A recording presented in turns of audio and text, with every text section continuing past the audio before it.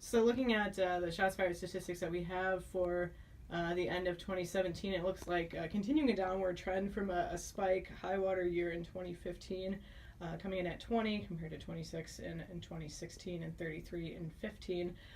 What are some efforts that the PD is making that you think are working and helping turn the tide?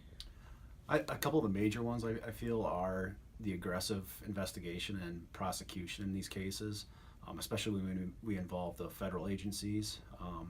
Some of these folks are getting, stiffer penalties and punishment because we're taking them federal, and we receive a great deal of assistance from the federal agencies. They're great to work with.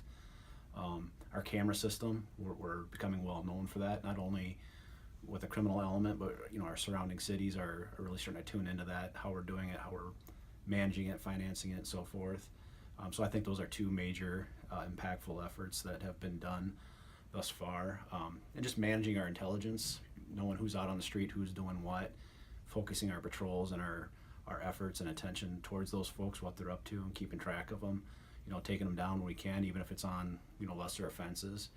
Just staying aggressive and staying after it, I think it's made a big difference.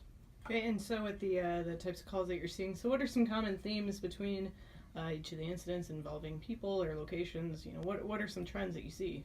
Well, it's typically, some of these folks have gang affiliation, gang activity, drugs often involved. Sometimes it's a matter of mutual love interests, fighting over or females. You name it. Those are probably a few of the more common causes or common threads. A lot of these situations, if not all of them, are interrelated somehow. Righting a wrong in their perception, retaliation. They don't want to bring us into the fold. They don't want to have our assistance, as evidenced by their lack of cooperation.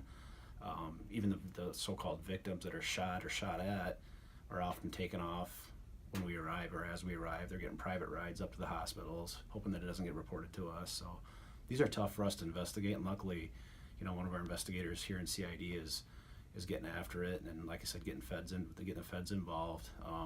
And I think word's starting to get out, especially out on the street, that this is probably not the city you want to commit any type of violence, especially gun violence in.